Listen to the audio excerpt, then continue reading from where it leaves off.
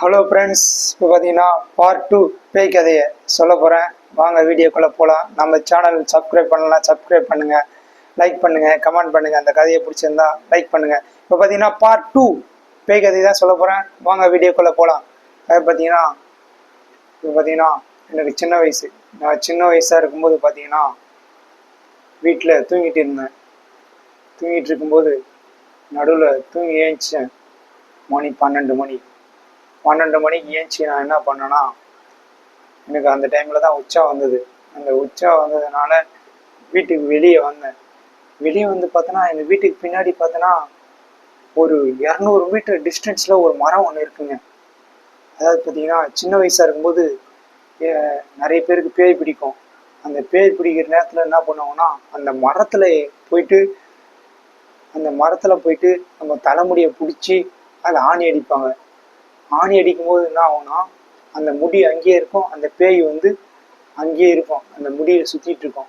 பார்த்தீங்கன்னா நைட்டு 12 மணிக்கு ஏஞ்சி வீட்டுக்கு வெளியே நின்று அங்கே வந்து உச்சா போலான்னு சொல்லிட்டு நின்று பார்த்தா ஒரு 200 மீட்டர் டிஸ்டன்ஸில் ஒரு மரங்க. அந்த மரத்தில் பார்த்தீங்கன்னா பக்கத்துலேயே பார்த்தீங்கன்னா வெறும் முடியா, ஃபுல்லாக முடிதான். கை, கால், மூஞ்சி, நகம், முடி, எல்லாமே முடிதான். எல்லாமே முடிங்க. முடியோட ஒரு உருவம் நிற்குது. அதுதான் பேய். அங்கேருந்து பார்க்குறேன், அது என்ன பார்க்குது, நான் அது பார்க்குறேன். உடம்பெல்லாம் சிலுக்குது. பேய் கதைன்னு சொல்லும் போது உடம்பெல்லாம் சிலுக்குதுங்க எனக்கு. அந்த மாதிரி நான் அதை பார்க்க, அது என்னை பார்க்க, என்னடா தம்பி என்னை பார்த்துட்டு இருக்கேன்னு அப்படியே ஓட்டம் வீட்டுக்குள்ளே ஓட்டிட்டேங்க. வீட்டுக்குள்ளே ஓடினா ஒரே ஜுரம், கை கால்லாம் நடுங்குது. பேயை பார்த்த உடனே கை கால்லாம் நடுங்க ஆரம்பிச்சிடுச்சு. அதுக்கப்புறம் என்ன பண்ணேன், ஏஞ்சி பார்த்தா ஜுரம், ஒரே ஜுரம்.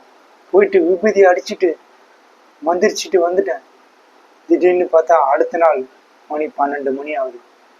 திடீர்னு பார்த்தா 12 மணிக்கு தூங்கி ஏஞ்சி நடந்து போயிட்டே இருக்காங்க. எங்கள் ஊர் பக்கத்தில் பார்த்தீங்கன்னா ஒரு 2 ஆலமரம் இருக்கு.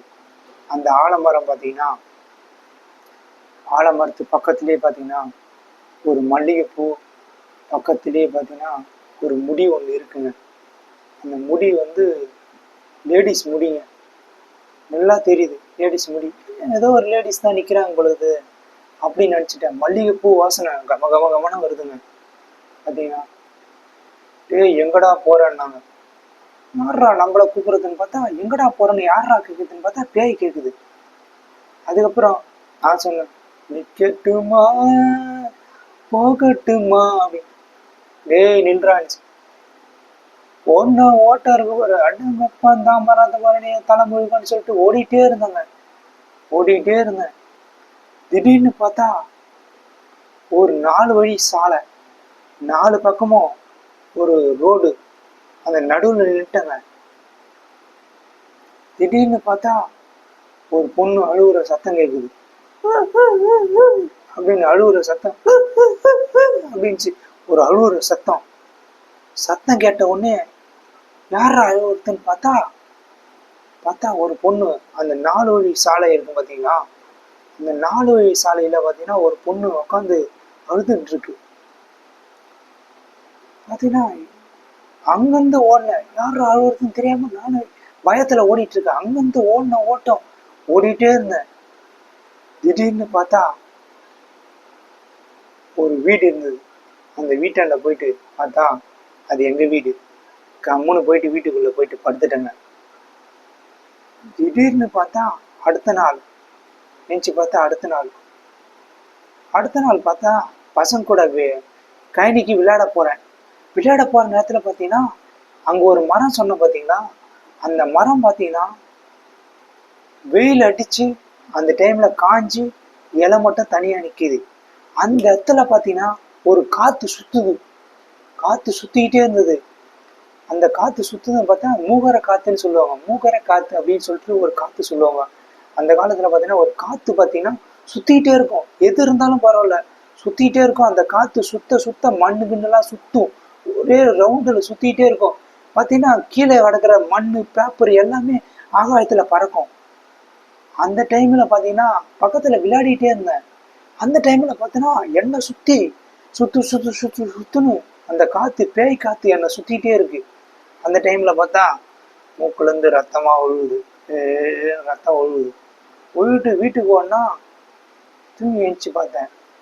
திடீர்னு பார்த்தா எனக்கு தூக்கம் வந்துச்சு. அந்த டைமில் பார்த்தா தூங்கிட்டேன். திடீர்னு நைட்டு 12 மணி ஆகுது.